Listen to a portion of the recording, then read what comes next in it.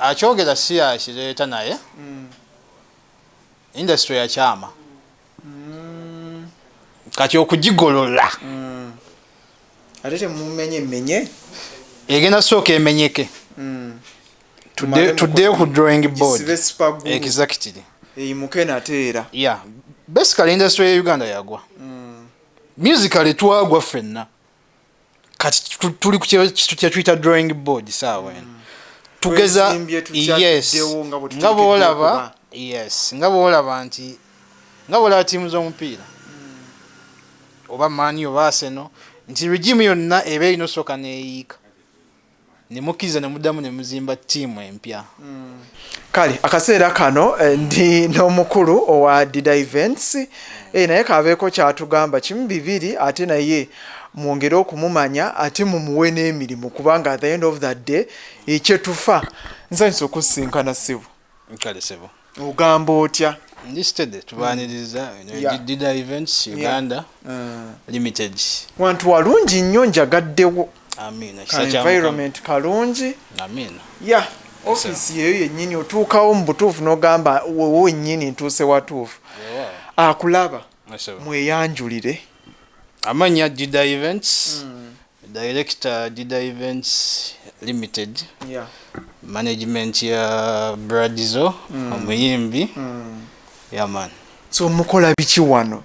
basically tukola ebintu bingi company registered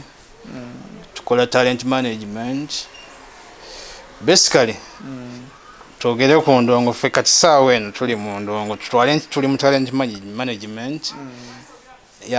kyekyo tuli ku ndongo strictly muli ku ndongo ebirala busy company nene erimu fraternity nene naye saawa eno strictly music fine so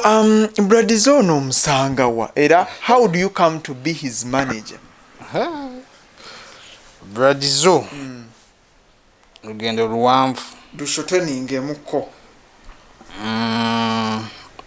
omanyi basically endongo eno erina engeri gye bagatta kati so Bradizo nebbanga ddene naye twatuka ekiseera kanjiyite calling tulina calling efaanagana kati bondi eno sijja gamba nti basically for business naye first things first tulina calling efaanagana so netusalawo netugamba Katonda tatubuuza ebibuuzo at the end of the day nti lwaki nabawa nemutakozesa kyenabawa exactly so kale ekya Bradizo ne management kirala muko bya Katonda yasinga okumanya naye nga tewali nnyo gamba banga weeriridde ne naye eno calling man so omusanzu otya basically abadde kyekitambudde kitya era first of all mwamitinga ddi mutandika ddi okukola mwenna banga libadde myaka ndowoozanga myaka nge 4 emabega gwe balanga covid tannajja tubadde tukola ku mutima naye abayimbi bano abayimbi kale basically nze abayimbi mbaluddemu mbategeka video tuzikoze bingi gwe manya nze ndi wa ndongo strict so omusanzu otya so far emyaka gye mumaze nga mukolagana abayimbi balina ekintu kyekimu kibanga oli wanaabuuza nti naabuuza omuzadde nti omwana omusanzu otya kati okukuza omwana si kyangu teri muzadde alina formula nti efaanagana kugamba nti ono omwana adde mwawo naye ate ekitumakinga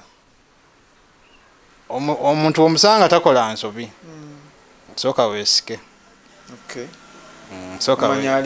aliko ekizibu omuntu bw'omuvuma n'atanyiiga manya era waliwo ekizibu so kati basically abayimbi be bamu lwa nsonga abaabasookawo balina ekintu kye baaleeta nga kyekimu nti industry yakavuyo indiscipline era sima generation ezigenda okuddawo bazigenda kukoppa zitya naye nga bwegambye nti management we are parenting at the same time tuwa skills tutya nti olumu nsobola okugamba ekintu kyewadde tomanyi mu industry oba industry nze kati tugimaze emyaka nga 17 it is the same buli muyimbi y'omu embeera zaabwe zezimu naye ffe tukola ekigambo kimu tubagamba ekituufu weesige Katonda ekirala ebintu bisoboka it is possible kasita obeera nga you work out the right way bya Katonda sijja kugamba nti oba ki bya Katonda n'okuba nga tolekerawo kwogera buli kadde yoyogera n'oyogera lwa nsonga ffenna tuli bantu tuliwo okukola nsobi. Kati gwe ng'aludde mu talent management era advice ozengawo zibawa ez'enjawulo bagoberedde advice gy'obadde ng'obawa oba abayimbi bano bamputtu tebawuliriza bye babagamba babigenderako? Abayimbi bamputtu naye naffe tuli bamputtu. Omugamba kino akola kino. Tuli bamputtu naffe tuli bamputtu. So mukanya bagamba tutya akyogera si yakireeta naye industry yakyama kati okugigolola ate temumenye egenda sooka emenyeke tuddeyo ku drawing board exactly eyimuke nateera. Basically industry ya Uganda yagwa musically twagwa ffenna kati tuli ku kitu kyetuyita drawing board saawa eno tugeza nga bwolaba nga bwolaba nti nga bwolaba tiimu z'omupiira oba Mani oba Arsenal nti regime yonna eba erina osooka neeyiika ne mukkiriza ne muddamu ne muzimba ttiimu empya kati ne buno saawa eno buno obudde kyekigenda mu maaso mu industry ya Uganda nti abayimbi bonna sigamba nti bonna babi naye omusingi gonna gwagudde twetaaga okuddayo ku ndongo eri entuufu ne tuzimba industry endala yaman.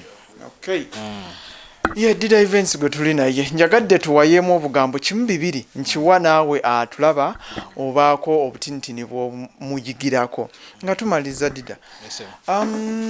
Abayimbi balina emize egy'enjawulo oluusi gye tutajja nnyo kwogera ate gifaanagana gyegimu katwogere ku wo basically ng'omusanzeemu muzeeki era osobodde otya okugumugjamu? Basically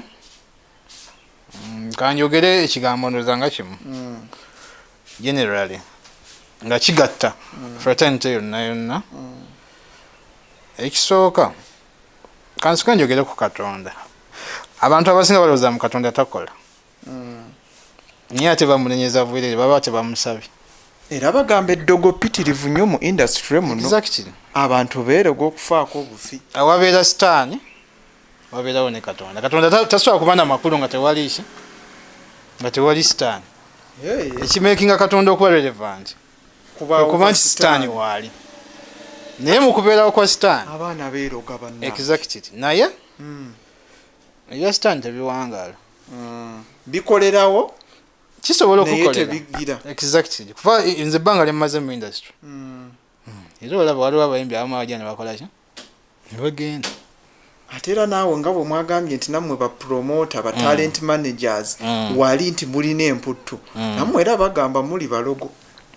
kubivulu mulogo enkuba kati nga bwe gambye mulogo ebivulu byabannammwe bigaana okuweza abantu oli ekivulu kimusale kati tewali kintu kibaawo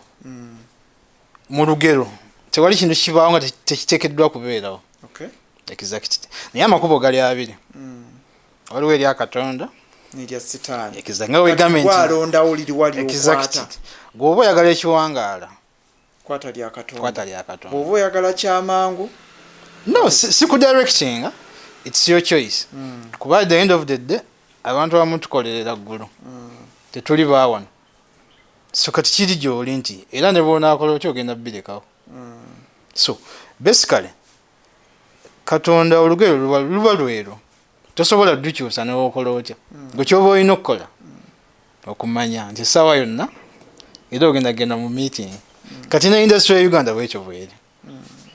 bagamba kyosiga gyokola ki kyokongola exactly so ekkubo gye liri ettuufu nekyamu kati kiri gy'oli kwate tuufu wakwate kyamu kati industry twaba kuba byakugamba nti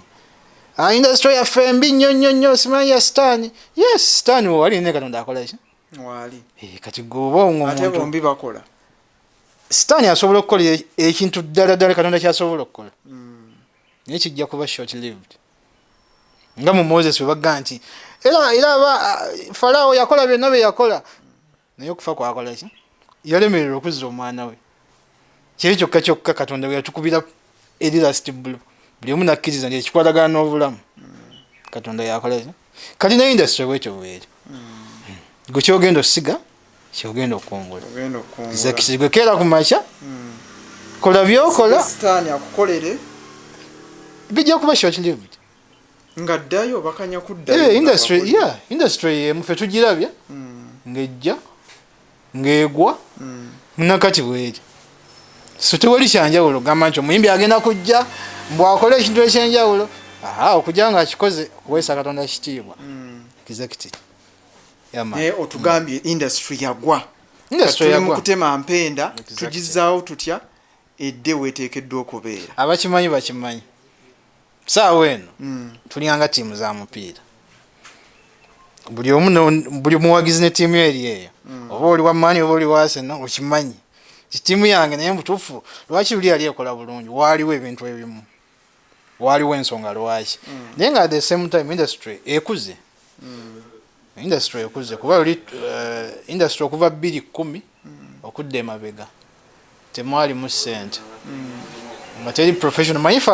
abantu abali mu ndongo batutekinga nga abatali serious naye ekitusanyusa nti kati saawa eno abantu bagula bangu omulimu luli baali babayita badongo nti abadongo baabo bayiseewo naye kati industry ekuze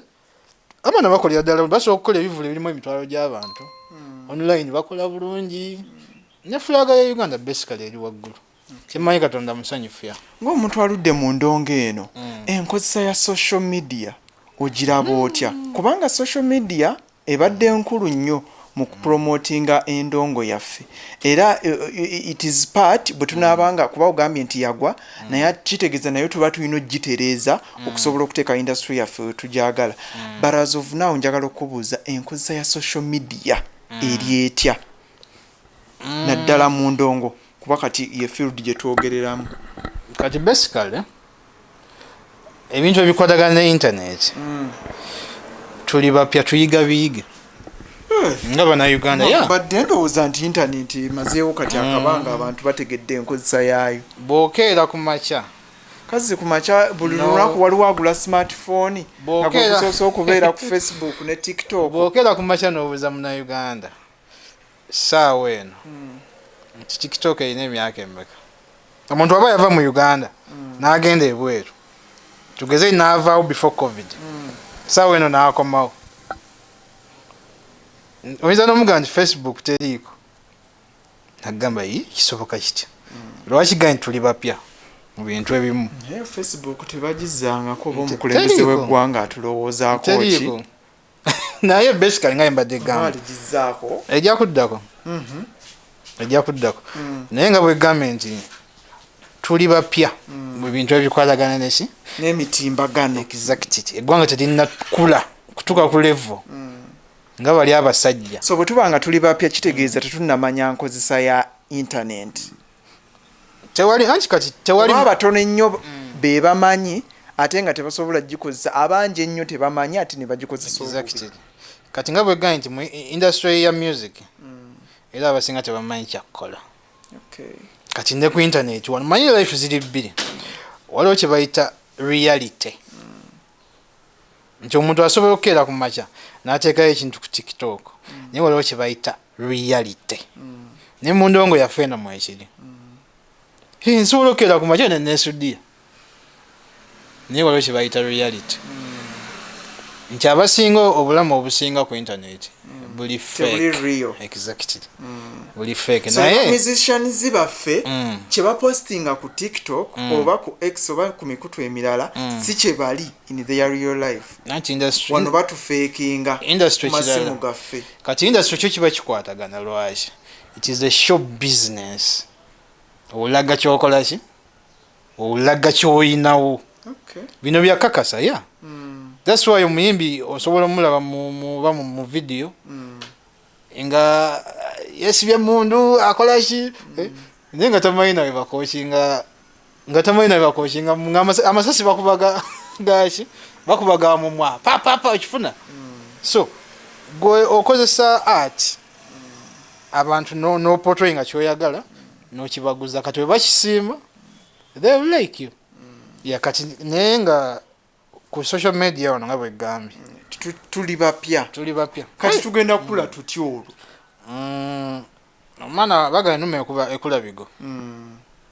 kati ku TikTok teri yali amanyi TikTok ejja kujja ate era n'enkyawa kyayisobola okujjayo app endala n'emenyawo TikTok wagenda kujja app endala emenyawo TikTok lwansonga teri yali amanyi nti Facebook kumaanyi gaayo erika ejja kukka ate by the way in fact mu Uganda nange nava ku Facebook bw'obuuza abantu nti okuva 2.5 bantu bameka abayina kwa YouTube bizizaawo 2.5 2.6 naye bw'ogenda ku page z'abantu n'okebera ku about information ya page ye abantu abasinga bali mu 2.16 17 naye abantu abasookera ddala okugula kino ekintu abantu abasooka ku YouTube okwo batono nnyo that's why igambye nti bino ebintu gwamu bigwe naye ekirungi waliwo abantu abakozeseza social media obulungi era bagifunyemu n'abayimbi bagifunyemu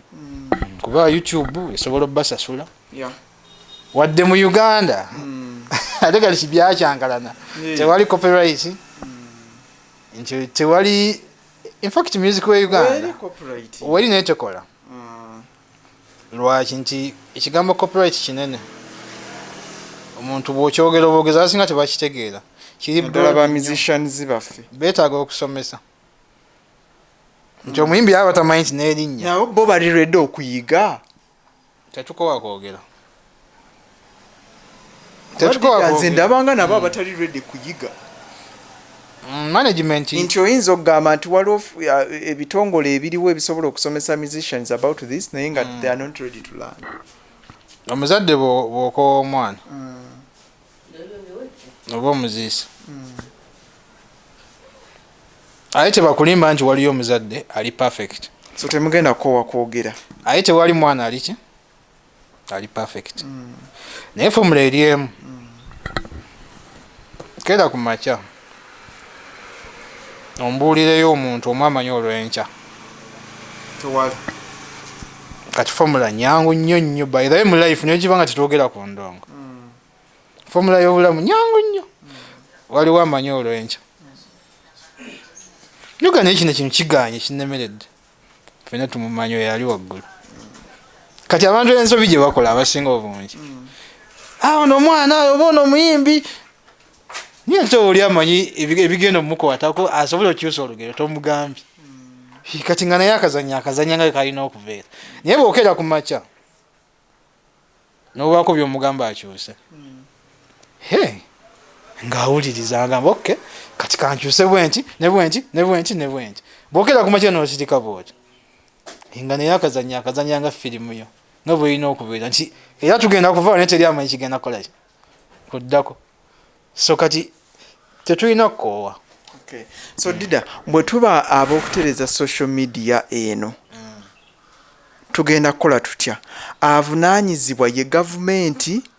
yenze kennyini yakera ku makya nengula smartphone yange nenteekako TikTok nengikozesa obubi oba omuzadde ani wakuvunaana era tuterezezza tutyawo anti kati olaba buli kintu kitandika naawe nti buli family government